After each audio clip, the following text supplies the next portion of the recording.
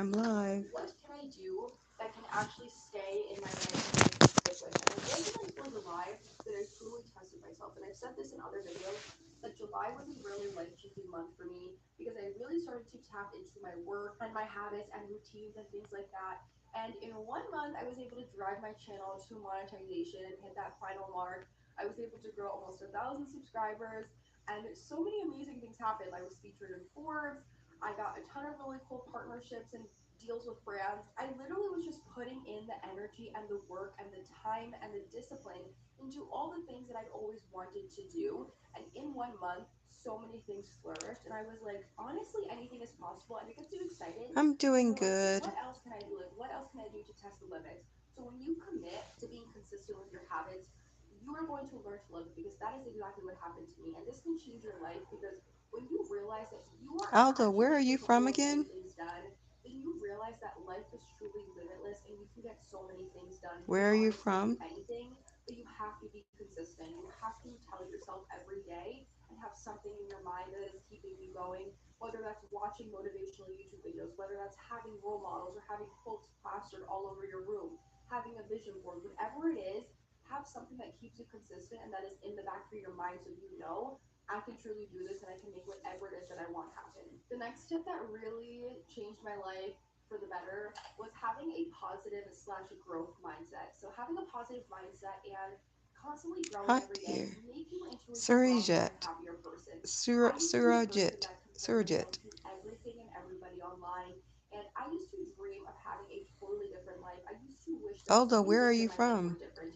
But the difference between the me now and the me then is that I actually acted upon it. If I would have stayed the person that I was 4 to 5 years ago, and I would have never changed and started implementing things into my life and trying to be different and making my goals happen, then I literally would have been a completely different person. I would not be making these YouTube videos. I would not be a content creator. I would not have gotten into Oh, deals consistently India. with All brands. And right. it's truly because I looked at this mindset that I had and I was like, how can I make this better? And how can I truly live up to the future version of me? I stopped doing a lot of mindless things that I was doing previously, Surrogate. like I'm scrolling doing good. online and just having super lazy days where I did nothing. Wolf And Pup, obviously, thank lazy you. days are good when it comes to recharging and resetting. But when you start to see a difference in the way that you take action and that you actually see real results, it makes you Hi, excited Shan. because you wonder, like, what else can I do?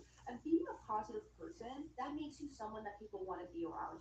If you are constantly negative or you're complaining or you're talking about people online, you're always gossiping and there's always drama with you, or you just choose to look at the world in a negative way, you are going to attract that kind of energy back. Like everything is really a what you give is what you get. If you are constantly being mean or putting people down or I'm being from negative to Texas. yourself too, that is going to come back at you. So why not wake up every day and be happy and have a smile on your face and wonder, today's a brand new day. I can make anything happen. You get to write your own story. You are the writer of your own book.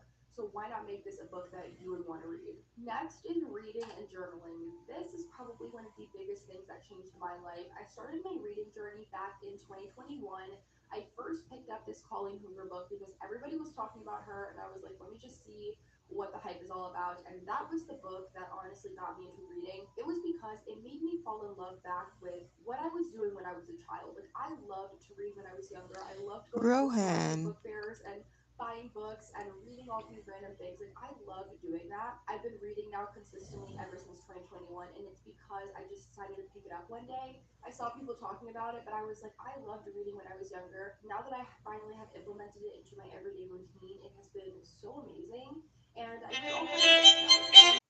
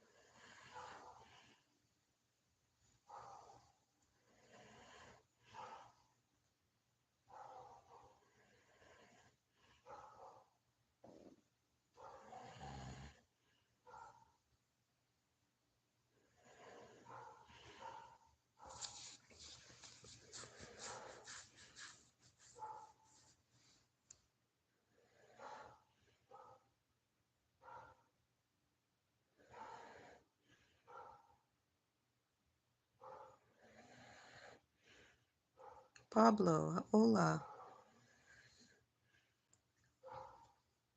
By reflecting, you can bring ideas into what you want the next month to look like. So have your vision board to just keep you on track for where you want to go in life and just always stay focused and disciplined and remind yourself to go back to this deck if you ever find yourself getting off track.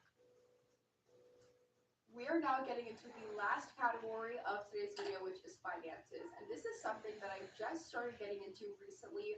Over the last few years now, I've really started caring about credit scores and credit cards, all those kinds of things. And I do a little bit of financial advice and like content over on my TikTok. Oh, And I have a thank few you, T generic tips that I think could Loco. be really helpful for you guys. So obviously, budgeting your income and tracking what is going in and out. This is a habit that is so micro, but can really affect your life and really just make things better for you in terms of how much you're spending and how you can save more. Buying coffee out and buying food out was the biggest problem.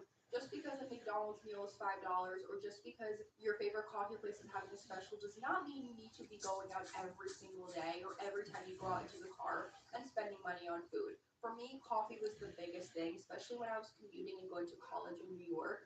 If I didn't have time to have breakfast, I would visit Dunkin' Donuts every single morning. And so I finally started realizing like you don't need a coffee machine to make coffee at home. You can literally just buy some sort of mix and then put milk in it and it tastes just as good. And obviously it doesn't taste the same as my iced caramel latte from Dunkin', but it is still very good. So try to just look at what is going in and out of your account.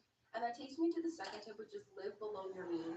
Try to get things that make more sense for your money. So I'm not saying buy the cheapest thing because sometimes the cheapest thing doesn't always equal to being the best, but try to just make more sense of your money. For example, I go to Costco a lot more than I go to Target because sometimes things at Costco are bigger, and even though you can only spend a few more dollars, I think it's a little bit better than going and buying something at Target that is a lot more expensive. Same thing with certain groceries. If you can buy them in bigger, but they're only $1 or 2 more at a place like Costco or BJ's, then that makes a little bit more sense. So try to buy things that are actually worth it with your money. And when you're going out with friends or you have plans, don't feel like you need to say yes to everything because that, for me, is a big mistake that I fell into when I was younger.